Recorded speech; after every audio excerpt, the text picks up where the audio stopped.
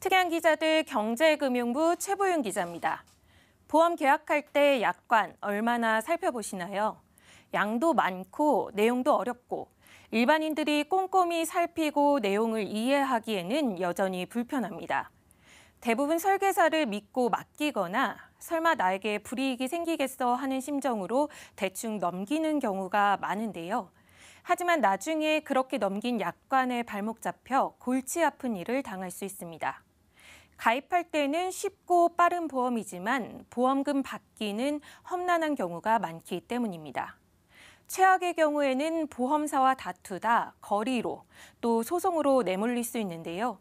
이렇게 되면 긴 시간 동안 소모적인 싸움이 불가피합니다. 오늘은 모호하거나 미비한 약관 탓에 소란이 끊이지 않는 보험의 문제점을 짚어봅니다.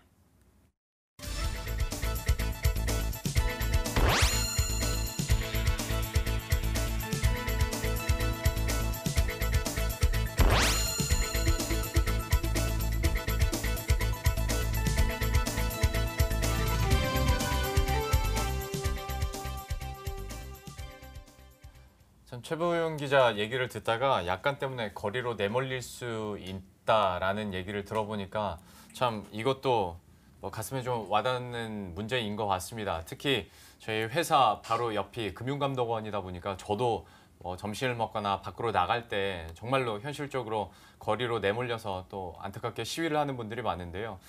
약관 문제 지금 어느 정도인지 취재기자와 직접 이야기를 해보도록 하겠습니다. 사실 저는 어제도 봤거든요, 시위하시는 분들. 그런데 각자의 사정이나 좀 문제점들이 있겠지만 어제 나오셨던 분들은 또 왜 시위에 동참했을까라는 좀 막연한 궁금증이 들었었는데 직접 취재를 해봤다고요. 네, 어제 점심 오후에는 비가 세차게 내렸는데요. 어제 빗속에서 항의 집회 하셨던 분들은 과거 항암 치료를 받으셨거나 지금 치료 중이신 그런 분들입니다. 예. 보험회사와 개별적으로 싸우다가 지난해부터 뜻을 모아 뭉쳤고 집단 대응에 나섰습니다. 분쟁의 발단은 요양병원 입원비입니다. 보험사들은 암 치료를 직접적인 목적으로 하지 않는다며 요양병원 입원비 지급을 거절하고 있고요. 여기에 보험 가입자들은 부당하다며 맞서고 있는 상황입니다. 그러니까 항암 치료를 직접 받고 암에 걸린 건 맞는데 내가 치료를 요양병원 입원을 했기 때문에 요양병원은 암을 전문적으로 고치는 병원이 아니니까 우리는 보험금을 못 주겠다 이런 상황인 거예요? 네, 그렇습니다. 대부분 암보험 약관을 살펴보면요. 예. 암의 치료를 직접적인 목적으로 수술이나 입원, 요양한 경우에 암보험을 지급한다라고 돼 있습니다. 보험사들은 이를 근거로 요양병원 입원은 암의 치료를 직접 목적으로 하지 않는다며 보험금 지급을 거절하고 있는 거고요. 예. 보험 가입자들은 보험사들이 말장난을 하는데 그치고 있다라고 반발합니다. 암 치료를 위해서 가장 기본이 되는 것이 면역력인데요. 요양병원에서 주로 면역력을 높이기 위한 치료와 또 식이, 운동 등을 병행하면서 좀 체계를 잡아주고 있거든요. 예. 때문에 이 환자들은 반복적인 암 치료를 위해서 요양병원은 선택이 아닌 필수다라고 항변하고 있습니다. 예. 참 그러니까 암 치료의 범위를 어디까지 두느냐에 따라서도 서로 좀 해석이 달라질 수 있는 부분이 될 것 같은데요. 그러면 금감원 입장은 좀 어떻습니까? 네, 지난해부터 이렇게 분쟁이 좀 커지면서 예. 금감원에서도 적극적으로 중재에 나섰는데요. 우선 보험사들에게 말기 암 환자거나 항암 치료 중 또는 암 수술 직후에 입원한 경우에는 요양병원 입원비도 암보험금을 지급할 것을 권고했습니다. 예. 이에 따라 현재 관련 민원이 1000여 건이라면 이 가운데 20% 정도는 조정이 되는 등 조금씩 해결될 기미를 보이고 있고요. 다만 여기에 해당하지 않는 경우이거나 이 세 가지 요건을 충족하더라도 너무 장기간 입원한 경우는 그 분쟁이 다툼이 클 수밖에 없습니다. 이 같은 내용들은 조만간 분쟁조정위원회에 안건을 상정해 시시비비를 다시 가려볼 예정입니다. 하지만 보험 가입자들의 불만은 이 같은 분쟁 조정에도 사그라들 기미를 보이지 않고 있습니다. 애초에 금감원이 제시한 세 가지 안이 약관에 명시되어 포함되어 있지 않는 데다 예. 약관을 소비자에게 불리하게 해석했다라는 이유에서입니다. 안보험 가입자 300여 명은 그래서 금감원에 이 보험사들이 위법 행위를 하고 있다며 이거를 검사해야 한다라고 국민검사를 청구하기도 했는데요. 예. 금감원은 검사보다는 분쟁 조정으로 해결해야 할 사안이라며 받아들이지 않았습니다. 한번 당사자 이야기 들어보시겠습니다. 3년 동안 보험회사의 위법만 증거 자료들을 모아가지고 제출을 했고 또 지금 그 피해자들이 1년 동안 금감원 앞에 와서 피해에 대해서 피해 구제를 위해서 또 보험회사의 위법에 대해서 계속해서 부당함을 외치고 또 그 분쟁에 대한 민원이 계속 지체가 되어서 할 수 없이 국민검사 청구를 했는데 약관에 기준한 약관에 명시된 또 가입 시 설명한 대로 지급을 하는 게 원칙이라고 저는 생각을 합니다.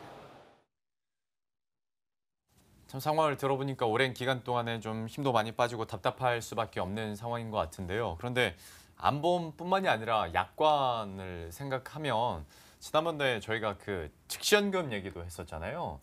그때 당시에 이제 막 소송 걸고 뭐 그때까지의 상황이었는데 지금은 좀 어떻게 해결의 실마리는 보이고 있습니까? 네, 소송이 아직 시작된 건 아니고요. 예. 즉시연금 가입자들은 보험사들의 방침에 따라서 이제는 소송전을 치르며 법원의 판단을 기다리게 됐습니다. 예. 문제가 된 보험은 만기 환급형 즉시연금인데요. 한 번에 목돈을 납입하면 일부 사업비를 떼고 보험사가 이걸 운용해서 여기서 나는 수익을 매달 연금으로 지급하다가 만기 때는 다시 원금을 돌려줘야 하는 상품입니다. 때문에 보험사들은 이 만기 때 줄 원금을 고려해서 매달 연금액을 줄 때 일부를 떼서 적립해두게 되는데요. 문제는 이러한 내용을 약관에 명시하지 않았다는 겁니다. 금감원은 보험사들이 그동안 덜 준 연금액, 즉 이 만기 환급을 위해서 쌓아뒀던 적립액을 약관에 명시되지 않았던 만큼 모두 돌려줘야 한다라는 판단을 내렸는데요. 보험사들이 반기를 들었습니다. 약관은 아니지만 기초 서류 중 하나인 산출 방법서에 이 같은 내용이 담겨 있다거나 또는 만기 지급금을 고려해 연금을 지급한다는 내용이 약관에 명시돼 있다는 이유에서입니다. 삼성생명은 다만 이 소비자 보호 차원이라면서 일부 즉시연금 과소 지급분을 환급하겠다라는 결정을 내놓기도 했지만 전부 지급은 거절했고 법원 판단에 맡겨보자라고 밝혔습니다. 하나생명 역시 삼성생명과 마찬가지로 법원 판단에 따르겠다며 즉시연금 가입자들과 소송전을 선포했습니다. 결국 앞에서 말한 안보험도 그렇고 즉시연금도 그렇고 약관 때문에 이렇게 문제가 생기고 있는 거네요. 네, 그렇습니다. 계약의 근간이 되는 약관이 미비하거나 모호해서 발생하는 문제들입니다. 지난해까지 사회적 큰 파장이었는데 자살보험금 문제도 마찬가지입니다. 자살도 재사망으로 인정해서 추가 보험금을 지급한다라는 일본 보험의 약관을 그대로 우리 보험사들이 베껴오면서 문제가 촉발됐었는데요. 이 자살보험금 문제도 수년간 지급하느냐 마느냐를 두고 공방을 펼치다가 지난해 보험사들이 결국에는 백기를 들고 약관대로 지급하겠다라면서 문제가 좀 논란이 마무리 수순을 밟았습니다. 약관을 제대로 만들지 않은 보험사들의 일차적 책임이 있겠지만 이를 관리 감독하는 금융감독 당국에도 쓴소리가 이어지고 있습니다. 들어보시죠. 집단소송제도나 징벌적 손해배상제도, 입증 책임의 전환이 그러한 제도가 되어 있지 않기 때문에 보험사들은 소송으로 끌고 가면 갈수록 유리한 측면이 있습니다. 이런 것을 막기 위해서라도 그러한 소비자 권익 3법을 조속히 제정해야 되고 금융감독 당국은 강력한 처벌로 다시는 이러한 일이 일어나지 않도록 징계적인 그런 행위를 펼칠 필요가 있다고 생각됩니다. 네, 사실 보험은 장기 계약이다 보니까 이 약관을 명확히 하는 것이 소비자에게 불리한 측면도 있습니다. 의료 신기술 등 이 시대적 흐름을 제대로 반영하지 못하거나 또 보험금 지급 사유를 극히 일부로 제한을 두게 되면 이 약관을 제대로 살피지 않은 소비자들 피해로 이어질 수 있기 때문인데요. 분쟁의 해결점이 돼야 할 약관이 오히려 분쟁의 소지를 유발하고 있는 만큼 이번에는 좀 제대로 된 대책을 내놔야 할 것으로 보입니다.